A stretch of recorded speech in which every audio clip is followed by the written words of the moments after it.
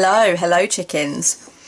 So I'm going to do a little bit of a update / ramble video, which is going to cover a lot of different things. I'm going to go over different bits of terrain, hopefully tie them all together in a neat little bow. But basically there is really no set theme for this video. It's just one where I kind of do a little bit of rambling, a little bit of dancing around various different topics. Hopefully you will enjoy just sitting with me for a while and partaking in my rambling. And if there's anything that you want to say, if you want to give your opinion on anything, or you have any questions, you can leave them down below as always in the comment section. Dolly Mixtures, Self-Love September was really a triumph. I feel like it was a triumph for me. I feel like it was a triumph for you guys. I feel like it was a triumph for the people in my Facebook Safe House group, and I'll get to that later because I definitely need to give people a little bit more of a heads up about what that is and how you can get in and all the rest of it. But definitely I feel like it was the best, it was the strongest SLS for me so far. I really enjoyed myself. I thought really long and hard about the content that I was going to provide, the stuff I was going to get into. I really wanted to be very conscientious about the stuff that I was going to approach and talk about, and I really enjoyed getting the feedback and the insights from you guys. I really enjoyed looking at the Self-Love September hashtags and just seeing what people had to say and absorbing myself in different people's stories. I already think I have a little bit of material for next year's SLS. And this often happens, but it really happened big time this year because I feel like other people opened up to such an extent that I really felt like I got a sense of other things that are important to people that are in the self-love kind of area of things that I would like to talk about and get into more. And there's always more I could say. You know, I often joke that there is always something more that I could say, so I need to stop somewhere. Verbosity is my thing. I think that you guys have probably noticed that by now. So, you know, there's always more I could say. There's always more I'd like to speak on. I feel like what I developed this year was a body of work that I can be proud of and that I hope is going to be a collection of helpful resources online for a long time to come that people can really just dip into.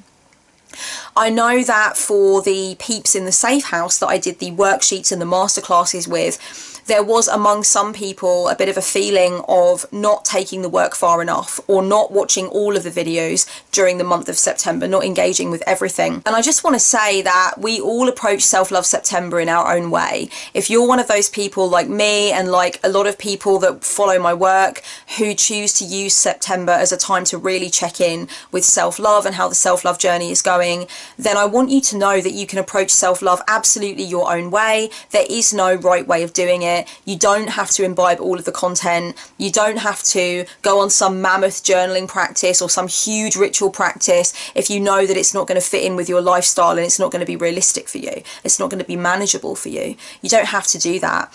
I think that a lot of people gear up for Self-Love September now, and I do as well, of course. Not only do I make the content, but I do make September into a month where I focus on my self-love journey, my self-care journey, what I might need to bring into the proceedings more for me. And I do think about the themes of the content that I create, and I also go out and look at other resources during the month of September, or I'm reading books about self-love as I did last year for SLS. And I think we can gear ourselves up to this point where it's kind of like we're getting amped up and excited about going really deeply into self-love during the month, and we make commitments that we may simply not be able to keep, either because they weren't realistic in the first place or because stuff just came up, and that's life, and we need to acknowledge that there's got to be some flexibility there. I would wager that for a lot of people, when it comes to stuff like Self-Love September, which is a month-long focus and a month-long commitment and a month of content, etc., that people just kind of bite off more than they can chew, usually. I think that's what happens the majority of the time. And I just want to assure you that even if you just watched a couple of videos, even if you just wrote down a few things that you plan to do and commit to do on your self-love journey, that is some work that you've done that you can be proud of, and you can take that shit to the bank. You know, you do not have to follow all of the content and watch all of the content and really deeply immerse yourself in the videos and these Self-Love Sunday audio files and stuff like that. Not everything is going to be relevant to you anyway. You know, I covered a lot of ground in this past September. There were lots of different things that I talked about that might not necessarily have all resonated with you anyway. So it's not a course, I'm not marking you, it's not something where you can feel like you failed at the end if you didn't focus overtly enough on self-love.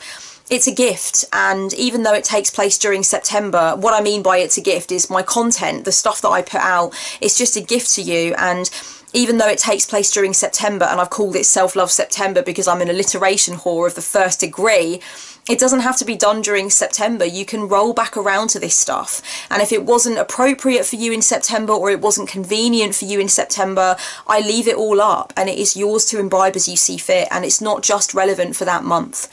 You know, a puppy is for life, not just for Christmas, and self-love is for life, not just for September. I'm aware of that, and I hope you guys are aware of that. And don't worry if you feel like you didn't make the most of the month. It's not something that you have to commit to strictly during the month of September, and I definitely wouldn't want you to leave your self-love practices and your thoughts about self-love at the door when September ends. So, you know, I hope that that explains roughly what I'm trying to say. There's no right way to do it. That's basically the point that I'm trying to make. It's just, you know, these ideas and these videos, these audio files, etc., they're there for you, and they'll continue to be there for you, and you can roll back around to this stuff. So don't feel like you failed. Don't be angry with yourself. Don't beat yourself up, because remember, that's contrary to self-love, darling.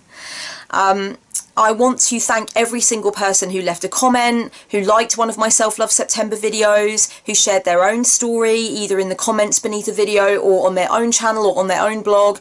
I want to thank the people that use the hashtags on social media. I really just want to thank everybody who left something lovely in my comments section saying that the video helped them, or that they could relate it to one of their own experiences. All of that kind of thing is really helpful for me and for other people. It helps other people to feel more seen in the dark. It helps people to realise they're not alone. Your voice matters. It's really important. Anytime you put your voice out online when it comes to a theme like self-love, it strengthens other people's resolve to get to grips with their own self-love journey, and it signs a lot of permission slips. You may not realise it, but every single time somebody's vocal about the importance of self-love, or aligns themselves with one of the themes that comes up in something like a Self-Love September video, for example, it really does sign permission slips for other people to start to say, you know what, I want more self-love in my life as well. I want to make more self-loving decisions. This is something that I want to partake in too.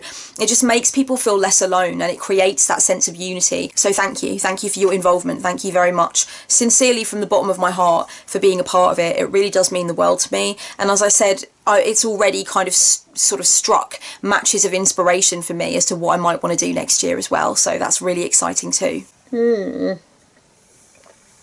Okay. So the next thing that I want to talk about in this little update video is the safe house. I want to explain what it is. I want to explain why certain people are being accepted into my safe house and certain people are not being accepted in. I want to explain how you can be accepted into the safe house, etc. Because I've noted that there are nearly 200 people now who have requested access to my safe house. So I know people are seeing it. I know that there are a lot of people that are aware that there is a group that I run on Facebook called Kellyanne's Safe House. And I want to explain a little bit about why people's requests to the safe house are not being accepted and what the safe house actually is. So, the safe house was created last August, and it was created as a place for the people that purchased the Self-Love September Extras package to come together and talk about self-love, to talk about the resources that they had purchased, and to have private discussions about the exclusive videos and audio files that I sent out to the people who purchased the package last year. So the Safe House originated in 2016, just over a year ago now, to be a meeting point for people who purchased the exclusive resources last year for SLS. At the end of September, there was a discussion amongst the people who had purchased the resources about the fact that they didn't want the group to close, and that they would like the group to remain open, and they would like to keep sharing and keep working together and keep collaborating and keep having my involvement as well. So I thought about it for a little while, and I thought, you know what, it would be a really good thing for me, because I've thought a few times about having some kind of Facebook community and being more intimately involved with the people within that community. And I have kind of put it off out of fear and out of feelings of not being sure how it would go and what it would look like. And I had already spoken to a couple of my fellow business owners and tricksers about their Facebook groups and the work that they did within those Facebook groups, and it did inspire me. It was something that I definitely wanted to have for myself at some point, but I saw it as being quite far off in the future when I had figured out all of these little like weirdnesses and confusions that I was having. So at the end of Self-Love September 2016, when the people in the group were like, look, please don't close this group, please consider keeping this group open, I thought to myself, now's the time. It's like the universe is calling me to keep the safe house open. So it ceased to become the SLS work group or whatever it was originally called, and I renamed it Kellyanne's Safe House, and I decided that I was going to offer membership to the safe house along with certain purchase options for things that I sold in my store. Now, I do not offer access to the safe house with things like ordinary tarot readings or oracle readings or counselling sessions or counselling packages. These things that you can purchase in my online store do not actually include access to the safe house. The purchase options that offer access to the safe house are usually things like video collections that I put out, and I put them out a few times a year. And normally what happens is that when somebody purchases a video collection, they also, as a little bonus, receive access to my safe house. And within the safe house, what normally goes on is that we can talk about any resources that I've put out. We can talk about other things we've found online that inspire us. I do live streams in the safe house once or twice a month where I will pull some cards or we'll talk about something specific. And this Self-Love September that just passed, Self-Love September 2017, I actually offered complimentary masterclasses and workshops to everybody who was already a member of the Safe House before September. And I actually offered paid access to these workshops and masterclasses for people who weren't members of the Safe House. So I had an influx of new people who are now members of the Safe House and will remain members of the Safe House. So the Safe House now will always be a place to receive complimentary extras every September, and that's something that I've made a decision on because it went so well this year. I really love doing the masterclasses and the workshops. So anyone, sorry, the worksheets, I apologise. So anyone who's already a member of my Safe House will always get complimentary access to those things, and there will be opportunities for people to pay their way into the masterclasses and the worksheets as well next year. I am growing the Safe House slowly. So it's not something that I take lightly. It is going to be a very conscientiously built community. At the moment, I feel like we have a great vibe. I feel like we have just the right amount of interaction. We're getting to know each other. We really enjoy doing the live streams together. There is a lot of story sharing. There are some people who are more active, some people who are less active. I'm enjoying the atmosphere that's been created so far, and I want to tread carefully when it comes to letting new people in. The people that I allow into the Safe House will always be paid clients. I'm never going to start just letting random people in, letting random people who follow my work in, or just anybody who sends me a request. Anybody who gets in will always require a relevant order number that will prove that they have purchased something that specifically allows them that bonus access to the Safe House. If there is ever going to be anything that's coming out that allows you access to the Safe House, I'll definitely let you know going forward. And it will normally, as I said, be things like these video collections that I offer, which come out every once in a while, which normally comprise of 10 or 15 videos. And when I first bring them out, access to the Safe House will be a complimentary bonus for the people that pay full price on those video collections. I really hope that I have cleared up the confusions that people are having about the Safe House and the questions that people have about whether or not they are permitted to have access to it if they've been paid clients of mine.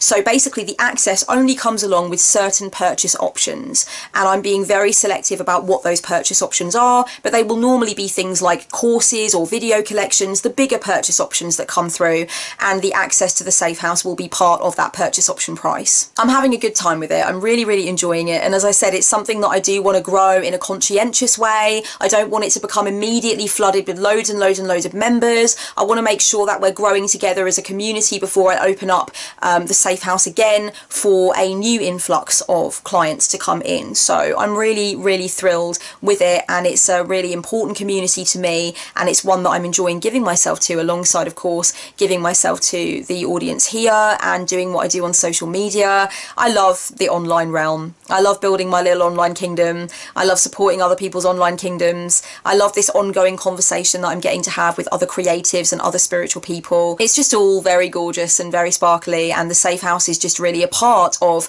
the overall joy that I get from logging on. while I'm here, while I've got your attention, I do also want to explain what the archive is in my online store, because you will notice that there is a little section that is sometimes there and sometimes not, and it's called the archive. The archive is a place where you can sometimes get the opportunity to purchase past video collections or past courses. So the video collections that I create normally have an enrollment period, and you pay to enroll, and then you receive the videos over a certain amount of time.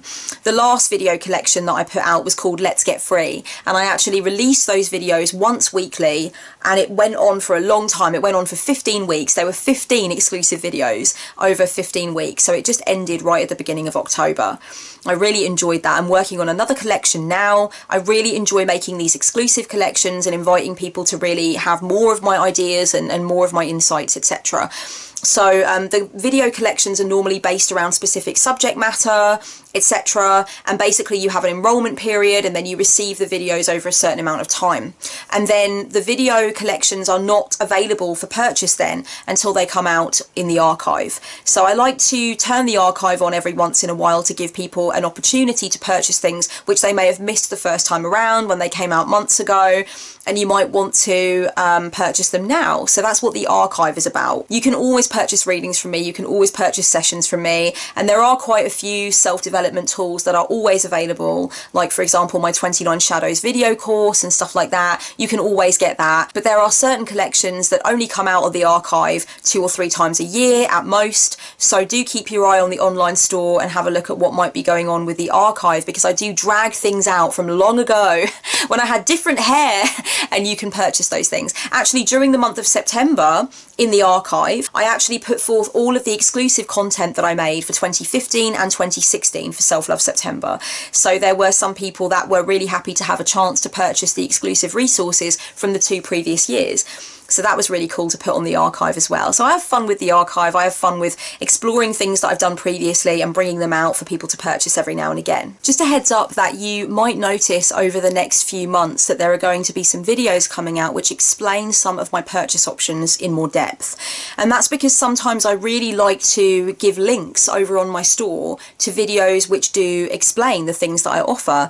And normally I've been uploading these videos onto Vimeo and just having people redirected there, or embedding videos in.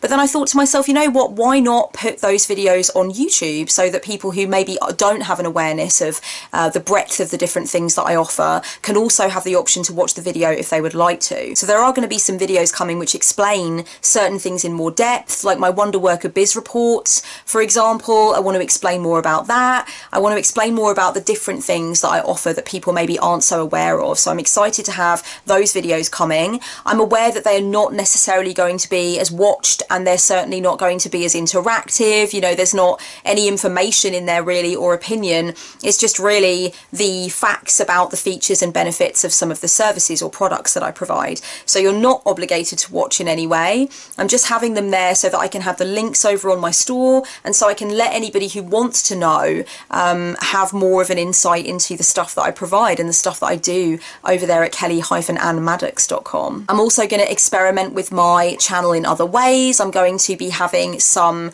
live chats with certain people in the community, hopefully over the coming few months, which is going to be really exciting.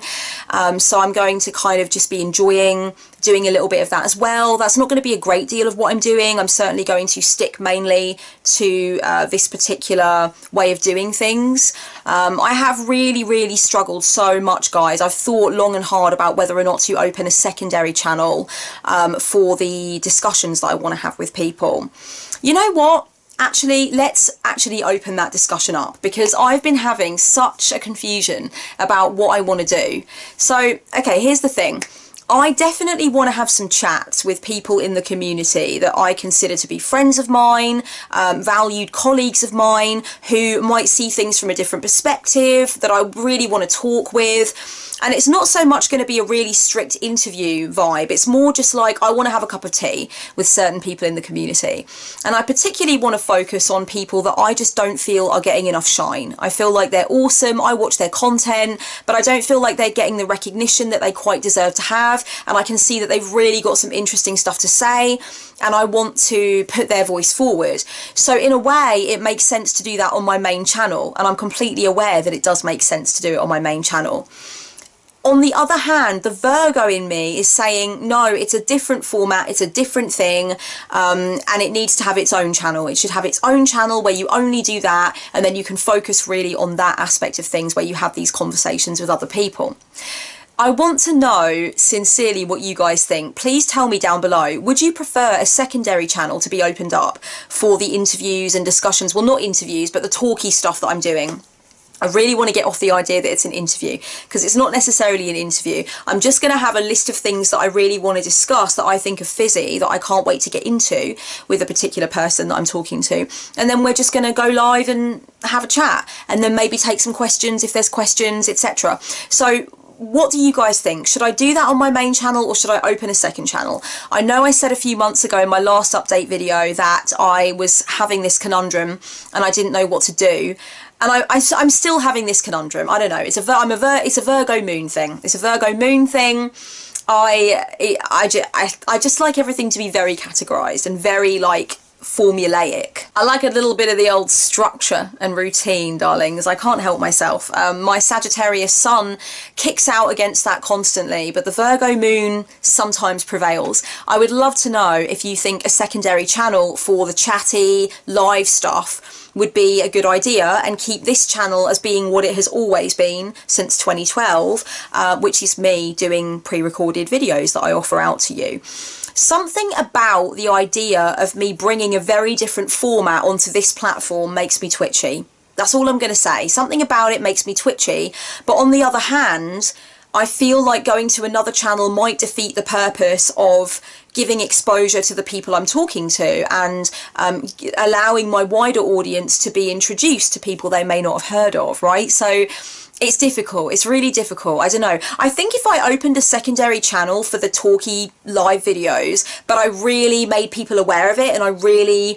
you know, encouraged people to subscribe to it, and I was regular with the content that I put there, I don't think it would be too bad. I still think it would offer a decent amount of exposure to some of the people that I'm going to request talky times with. So, you know, I definitely think there's that to it. But at the same time, I don't know, there is something about me that's saying just put it on your main channel, put everything on your main channel, have everything on the one channel. So I don't know, what do you guys think? I'd like to know what you guys think. Oh, my drink's nearly finished, guys. Gonna have to go get myself a top up.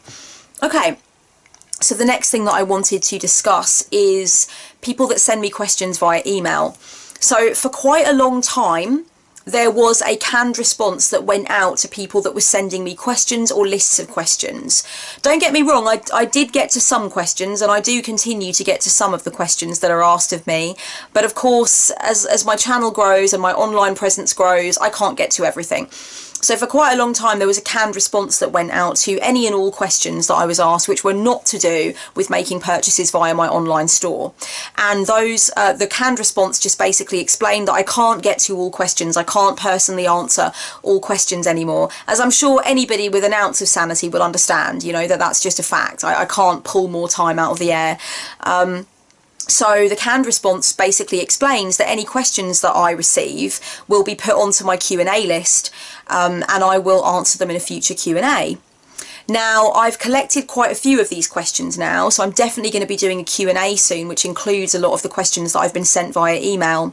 I do want to say, though, that over the last few months, there may have been a few people that have sent me questions that did not receive a canned response. And that's because things in my business have been changing. I haven't had a support manager, as I did for a while, to whom I would forward the questions, emails, and they would send the canned response along. I don't have that now, so sometimes it takes me longer to get to things, sometimes it's just not feasible for me to get to everything. So there are some people that have sent me email questions that may not have received the canned response, but please do rest assured that the things that you have asked me are on the Q&A list, and I will be really pleased to look through some of those questions and answer some of those questions for you. The variation on the questions that I get asked is really interesting. It's really intriguing. It's a real privilege to have people think of me as somebody that they would like to ask questions to and that they're seeking answers from. But of course, I have to be realistic about the amount of time that I have in a day. I have to be realistic about my schedule and also the stuff that I want to do for me and the self-care routine that I very much have to keep in place in order to maintain a grasp on my own fragile sanity, darling. So it's not always possible for me to get to all the questions. Please do be aware of that. Please do be respectful of that. I have had a few people over the last year or so not being respectful of that and, you know, like sending me emails telling me about my selfish, self-centered, motherfucking inconsiderate self because I didn't respond to their email. That's not going to get a rise out of me. It's not going to get a reaction from me, but it certainly will have your questions struck from my Q&A list.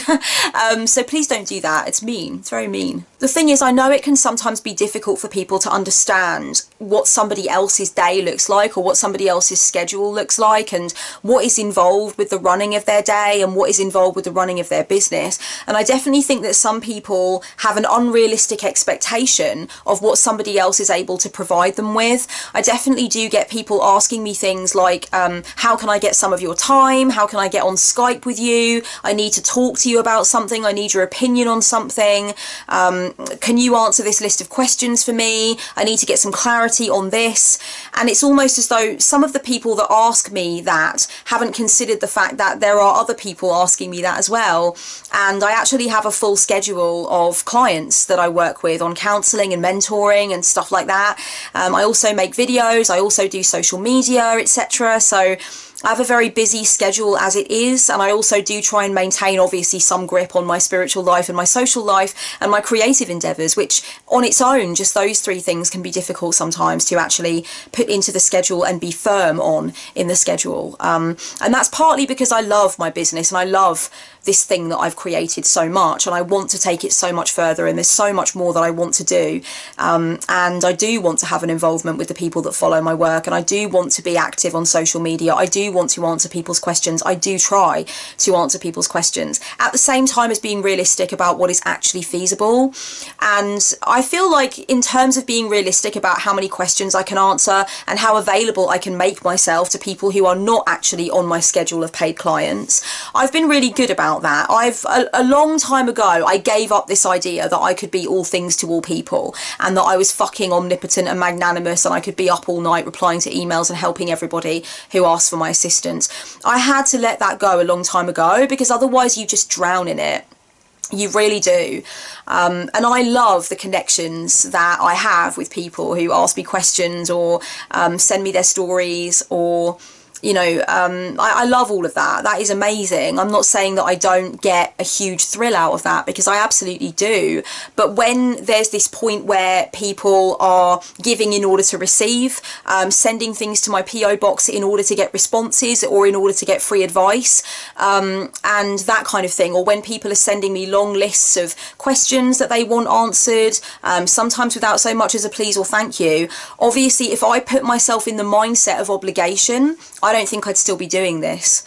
And I want to say, for anybody else out there who's watching this, who has any kind of platform or has built anything where there are a lot of eyeballs turning towards them and they are getting, you know, escalated requests for things like advice and questions being answered and emails coming to them asking, how can I talk to you? I need this information from you. I really want to say, don't pressure yourself. Let go of that idea that you're supposed to be all things to all people, because you're never going to be able to do that. It's never going to happen. It's not feasible, and it's not healthy, and it's not fair on you. So please don't do that to yourself. And I do definitely want to put that out there, because I know that a lot of people that are in a similar kind of position to me, who are building something which might be based on advice giving or helping or interacting or connecting or bonding or spiritual experiences, have this feeling that they want to connect with the people that are watching their stuff, and they want to be part of the community, and they want to answer comments and things like that. So it almost feels counterintuitive and deeply unpleasant for somebody in that position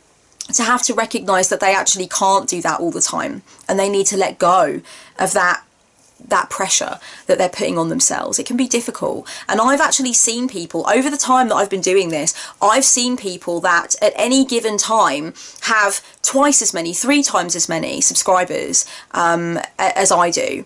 Lots of people engaging with their work, and they're saying things like, I'm really sorry I haven't got a chance to reply to everybody, and I'm really sorry that I haven't got a chance to read all of these comments or answer these questions.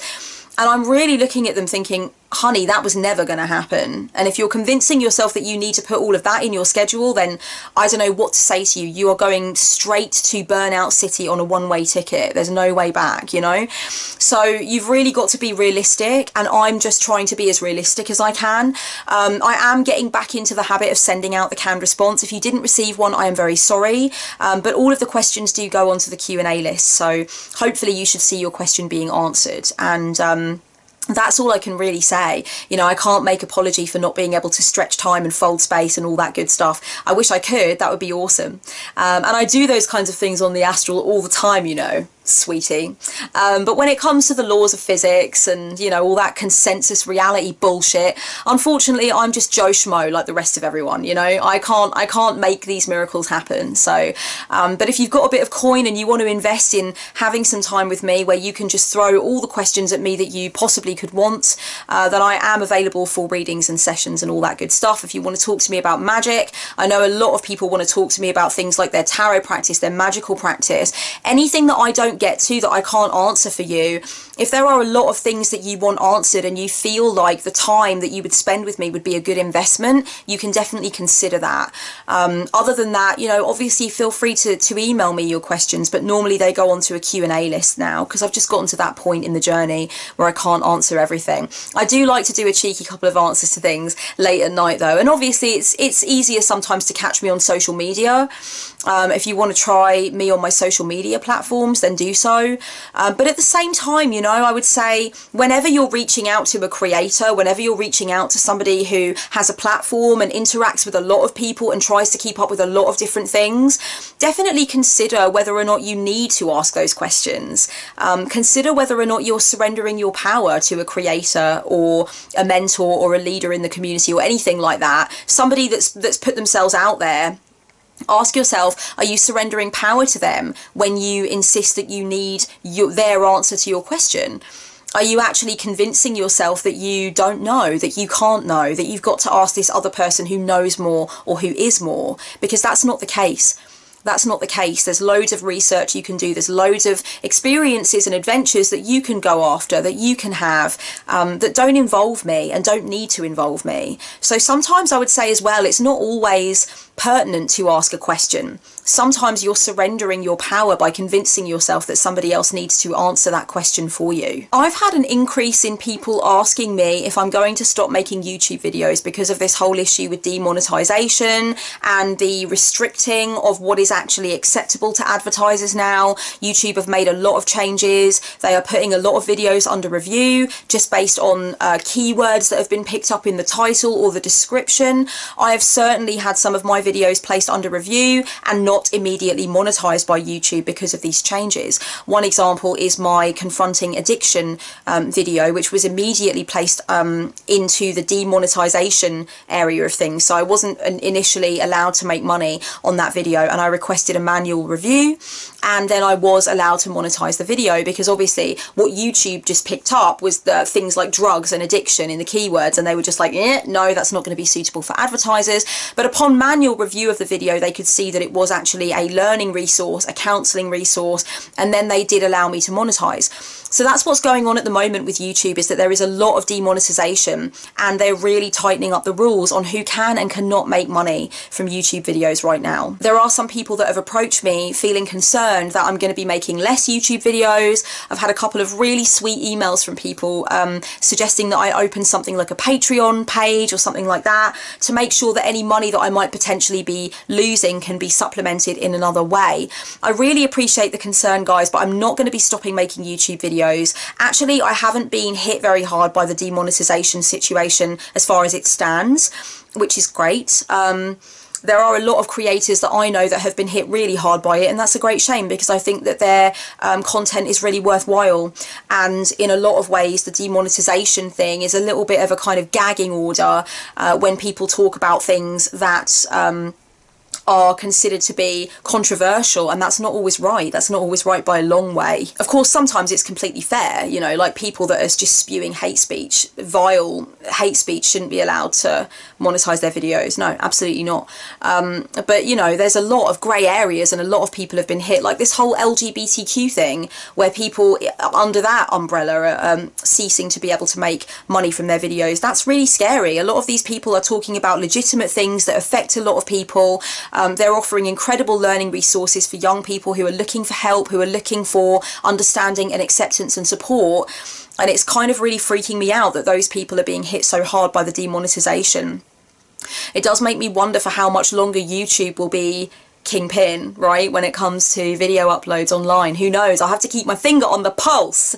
I have to keep going with the zeitgeist of the online nation and see what's going on. For now, YouTube is the thing, but who knows? So I've not been hit that hard by it, guys. Thank you for the concern, for those who have been concerned.